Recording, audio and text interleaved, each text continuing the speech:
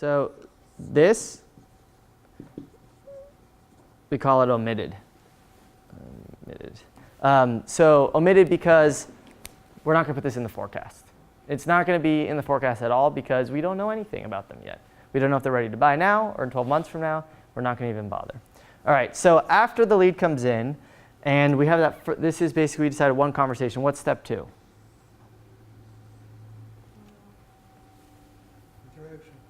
Interaction. What kind of interaction? What's that conversation look like? Okay, so it depends of the lead, of course, because there are a lot of kinds of leads. But if we have a lead that it comes through our website and we know their interaction to the website, what's their interest, etc., then we can start a conversation with them regarding what we have learned from their behavior on our product. Yeah. Website. Yes. What else? Okay, so I'm going to show you guys something, and these sometimes can be blended.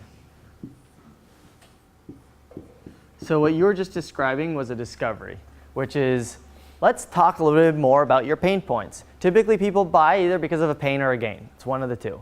And so what we want to do is go through and understand that. Depending on the product you have, you may or may not have this as separate conversations or the same conversations. But one of the things that we find is people probably won't know how to buy your product because your product is new. Your product is different.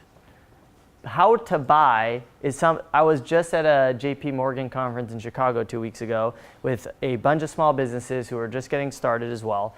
And someone said, how do I teach someone how to buy my product? The reason they said that is because you might be offering something different, and so they might not even know what's the best process, but you might.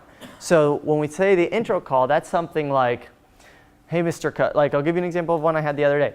I was talking to a company that does interior design. They're growing. And basically, the conversation was, hey, we just want to talk to you as you think about how you might use technology specifically to help you run your business. What I like to understand is what your expectations are in terms of how quickly you want to evaluate, how that looks like. I would love to give you some suggestions based on what I've seen with other customers to make this as quickly as possible because I know time is your #1 priority. So do you want to kind of walk me through a little bit what you're thinking? And then no matter what they say, I will still make a recommendation. It's like typically what I see is this will take about 14 days. What we will do is we'll set up a call right after this where we'll do a deeper discovery specifically into what you're trying to do as a business, not only specifically in this pain that you have, but where are you trying to go strategically? Because we want to make sure that what we're solving for helps your overall strategy. From there, we'll go back and we'll actually demo back to you and prove to you that we have something that will solve the problem.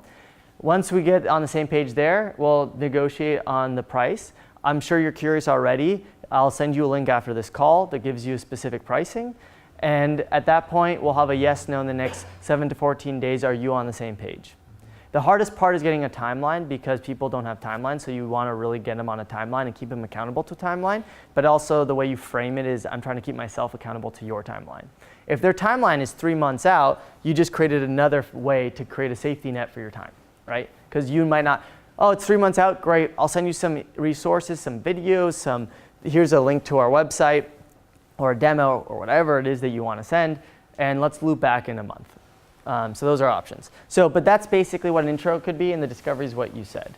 What happens after the discovery? I kind of gave it away. But once you understand what their pains are or what they're trying to gain, what do you do next?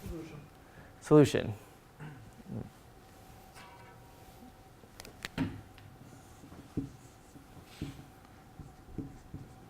Proof. So basically, you need to prove to them that what you have solves their problem or helps them get something they didn't have before. So that's basically the next step. And this is value, this is time. As you keep going, you need to be more valuable to them. If you're not, then you basically are going to lose them. And on top of that, remember, part of the value you provide them is how you bring them through the buying process. If you have a self-checkout, that's great. Then it's still this, it's just think about this embedding it into your product versus embedding it into a process with sales.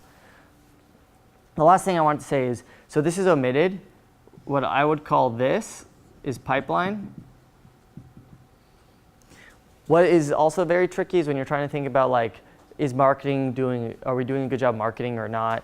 And when we think about the tactics that Bala was talking about, when you get it into this piece, like a lead, there's no deal here. Once we start having this conversation, at this point, we've now moved it from a lead. I'll use a different color. This is from a lead. Now this is now a deal. We're designating and saying, we're accepting this as a deal. It is worth our time to track it as a deal versus just another millions of leads that we might have, hopefully. If not, I would still separate it. A lot of times people use the same definition, but the reason you want to separate it is because you're trying to, for analytics. Even if it's a spreadsheet you're using to track, just being able to designate these different stages allows you to understand where in the process are you losing customers. Is it because of a product flaw? Is it because of a process flaw? Is it because we have the wrong product market fit and we have a different customer base? This is what this stuff is going to help you understand better. So you create the deal, then you go through here. Pipeline, meaning I'm going to forecast it.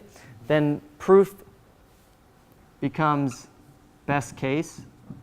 And I'm just giving you standard definitions, but it's just as you go along in this part of the buying process, we shift the category so we can start tracking how many people close from this category. Are we losing them here, here, here? Just a simplification of a category.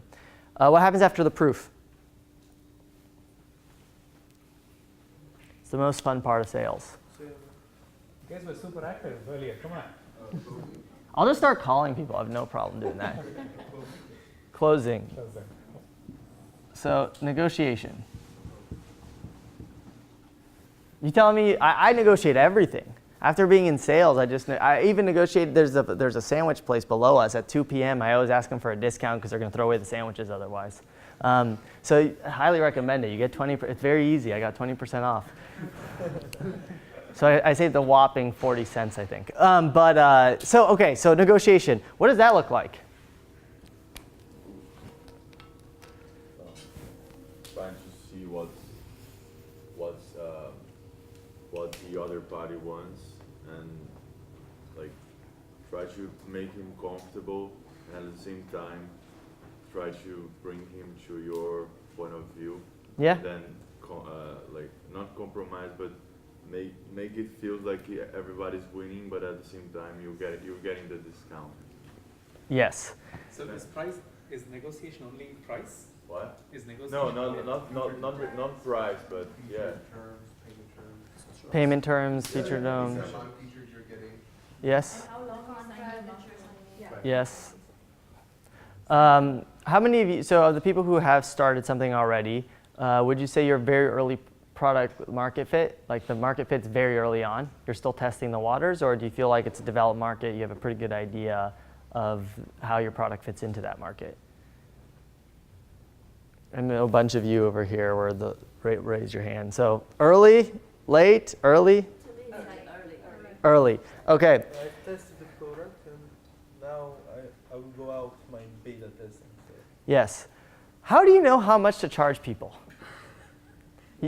Exactly. This. When you think about negotiation, it's about the value you provide. You're testing the waters. And Bala said something extremely important at the beginning. When you think about strategic marketing, pricing and packaging, who knows? Like, okay, so when I was at a company, so when I moved over to work.com, that was actually called Ripple when I first moved over, and that was a company that was acquired by Salesforce. We actually built an entire feature set just to get Facebook as a customer. Like we built an entire feature set that we then repackaged and sold just for them. And then we actually had a different product. We had a different pricing and packaging because we added all these feature sets. But that was to win that customer. So the reason I wanted to tell that story is because you're going to be in that all the time. But this is critical in the process because you're going to learn what people value in the market. And everyone's going to want a discount. That's not the point. Everyone's going to try to negotiate. But you're going to be able to understand what is it in your product that will establish value, and how do you use this feedback to pump it back into, as you figure out from a strategy perspective, what you might price it at, what features are in it. It takes very little effort for you to move features from one line of it, like maybe you have 3 editions of whatever you have, or it's really easy to move things around potentially. And if you're in manufacturing, you could just bundle different things differently. So there's a lot of options, but we don't know. This is super helpful. And if you have, I think you had 7 people? So once you have 7, you're not involved in every single one, or maybe you are, but it gets harder even with 1 extra person. You need to make sure you're capturing that so you understand. Because this is your best product, your best research team is your sales team first for acquiring new customers. Your second best research team is whoever's handling support. And most of the time everyone's the same person, but every time you add 1 other person, it gets a little harder to keep track of. But that is your best free research. You don't have to go hire any fancy company. They can give you everything you need. I use it too today. When our sales team says that there's a gap and they hear something, we then can respond from a marketing and try to market to them in a way that shows value in the way that the sales team is seeing success. So as you get big or small, it still helps.